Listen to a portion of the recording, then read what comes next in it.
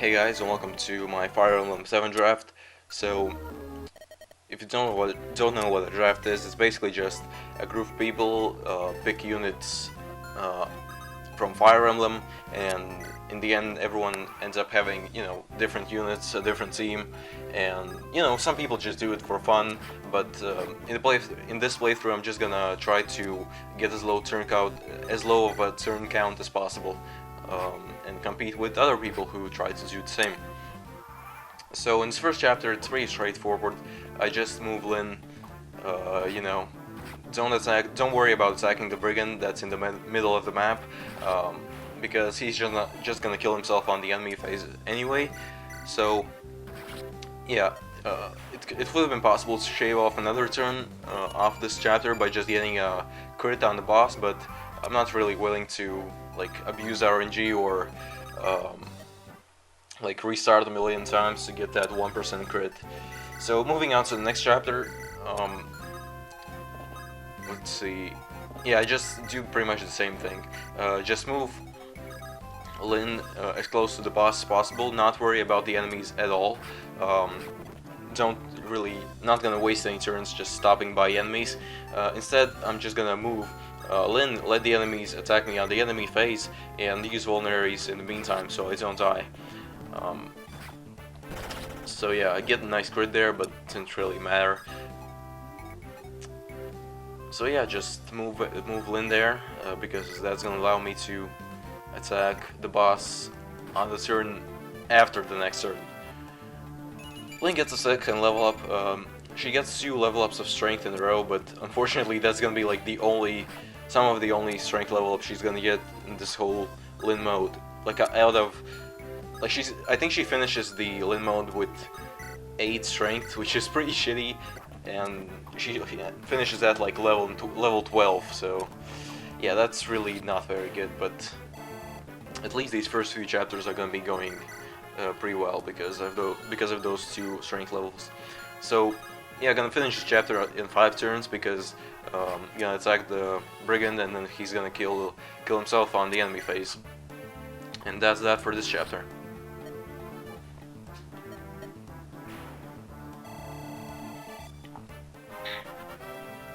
So Lyn gets another level up here. No strength this time, but still a pretty good level. She actually gets a lot of resistance in this playthrough. So that I felt like was kind of weird. Anyway, in this chapter, the strategy is basically just to move Lyn to the wall, break down the wall, and kill the boss. I'm not gonna be once again not gonna be worrying about the enemies on player phase. I'm just gonna be breaking down the wall and then afterwards healing, and let the enemies kill themselves on the enemy phase. It's a good thing that Lyn got those 2 strength levels, because if she got neither of them, then it would have taken me 1 more turn to break down this wall. But fortunately, I'm able to break it down in 3 turns, which is probably like the best you can hope for. Gets another strength level. So yeah, that's like so far this 3 out of 4 levels had strength, but afterwards it's gonna be really. Like later in the Lyn mode, she's not gonna get any strength at all. Right now I decide to heal via the vulnerary, and let the brigand kill himself. Not gonna be worrying about him. Would have been nice if that brigand had died earlier, so I could have moved Lyn to boss immediately, but didn't happen. So anyway, here I go for a bit of a ballsy play because I decide to risk that Glass is gonna miss me with one of his 66% chance hits, and he does do that, so it pays off. But unfortunately, Lyn misses one of her hits, which leaves Glass alive, and that 1 turn that I saved from playing it risky and ballsly, it doesn't really end up paying off because I still end up wasting a turn afterwards from having to kill Glass on the player phase instead of seizing the throne.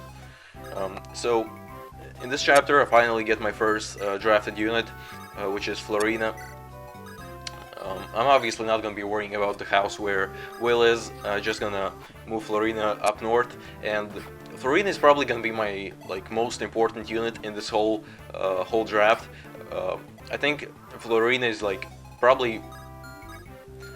I'm not sure if she's the best unit you can possibly draft on the first turn of drafting, but she has to be top 2, top 3, if not the best, because really the only ones you can possibly justify having above Florina is Ken Sane and maybe Lowen and maybe Oswin, because they're more versatile, they're more bulky, and they're gonna be much better on in the early game. But the reason I take Florina instead of I think I had the chance to take one of the Cavaliers, but instead I take Florina because she's the first. She's the only flying unit in Lin mode, and she's gonna be the first flying unit that appears in Hector mode. So that's gonna save me quite a few turns. Even in Lin mode, it's gonna save me I think. I'm not sure how many turns exactly it saves me, but basically in 3 chapters I was able to just take, rescue Lin and then just transport her to a point of seizing the chapter, or killing the boss or whatever, which basically I just was able to fly over a ton of terrain because of the flying, and which saved me probably 15 turns or something like that, maybe even 20 over the whole Lin mode playthrough.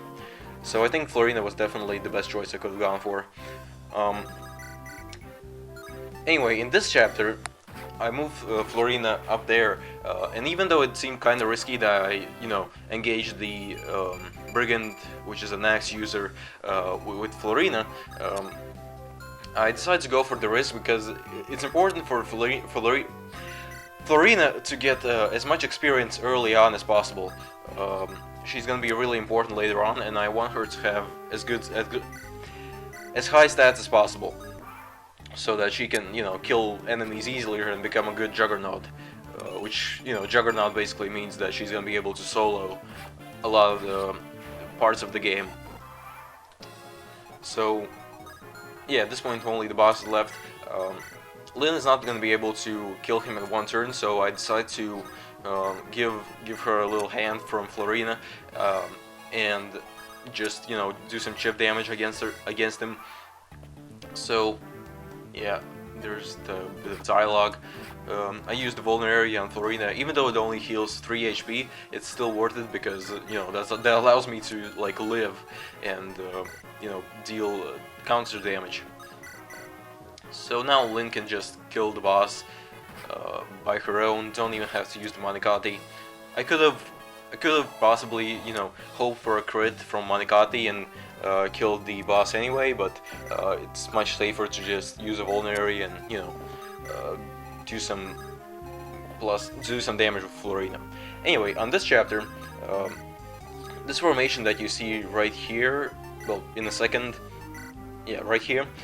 This is gonna be the formation that I'm gonna have for the first 3 turns, I think, because Florina can't really do much against these axe users. It's really risky to send her out and hope that she just survives all the hits or dodges them. So instead, I decided to play it safe. By the way, really nice level. But yeah, I decided to play it safe. Just let Lin take care of some of those problematic axe users, especially the ones that are on the right side of the map. And after that one brigand that's standing right there on the right, after he dies, I'll send out Farina, and then she'll be able to attack some of the mercenaries and gain some experience. So yeah, basically once again, same strategy as before. Decide to just attack on the enemy phase, heal in on player phases so that she doesn't die, and yeah. So yeah, now that all the brigands that are on the right are dead, you can already see that there's a mercenary, and Florina is able to take on those mercenaries really well. She only takes 2 damage from them, so I'm able to easily take all the hits from them and take them all out. And I think she gains 1.5 level ups from just, you know, engaging the mercenaries. I decided to recruit Dorcas. It's not necessary. I'm not using Dorcas, but he does come with a vulnerary, and it could end up being useful. I don't remember if it does actually like end up being useful, but I mean, there's really no reason not to recruit Dorcas, because I can't kill him.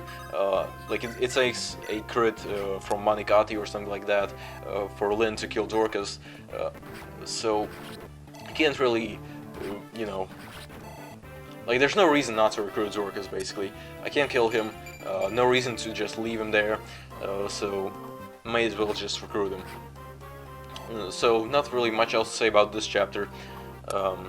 Lyn's basically just going to be sitting in that one spot, occasionally healing, and Farina's just going to be taking out those mercenaries in top right. Unfortunately, this chapter, I'm not able to, like, it's not possible to finish it in any faster than the game makes you finish it, which is like 7 or 8 turns. Because even if you kill the boss or kill all the enemies or whatever, you don't finish the chapter. They still keep spawning, and you're still forced to wait out all those turns, and you know, only then can you finish the chapter. So that's why the goal of this chapter for me is basically just to gain as much experience as possible, kill as many enemies as possible, because not much else I can really do here. So this ends up being a pretty good level for me, because Florina, I think gets, yeah, I think she gets another level here. And the first level was actually really nice. It was a strength plus speed. This time not so great. She only gets HP plus luck. So it's not a huge deal that she gets one bad level, but hopefully it doesn't end up biting me in the ass later. Moving on to the next chapter, immediately I just recruit Sarah and Urk.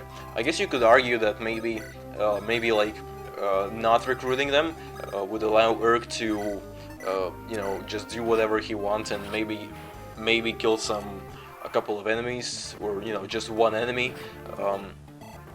But I decided to play it safe. Just go for the calculated, you know, thing. Just recruit them, whatever. I think they also come with like a vulnerary or two, so that's actually pretty important. So I don't want to be wasting money on vulneraries, because I still need to buy some javelins. So yeah, and I think like it's not that important, but I want to finish this, finish the whole Lyn mode with a lot of items without spending too much money, so that I end up getting a better gem from Lyn in Hector mode. So here, this is a route chapter, so I have to kill all the enemies. I decided to go for some risky plays with Florina. Essentially, I sent her in a spot where she can easily get killed by a couple of hits from the archer. But because these chapters are so easy and fast, I decided that it's just worth the risk to just have Florina here go for a, you know, hit against the archer. Maybe she can kill him with a crit, or she can just dodge the you know, dodge the hit from the archer. So yeah, she does end up dodging this. So yeah, this episode's about to be over. So at this point, the only thing I end up doing is just, you know, kill the archer, obviously. Then I buy some javelins from the armory, and then I just kill the boss. So, oh yeah, right here I just make a bit of mislay. Instead of just, you know, moving Lyn, doing the obvious thing, I confused myself with like a different Fire Emblem game, and I thought that I could just rescue Lyn and then drop her off on the exact same turn, but instead I end up wasting a turn by, you know, just rescuing her for no reason. Anyway, yeah, I think it's a waste of a turn, so I could have finished this chapter one turn earlier.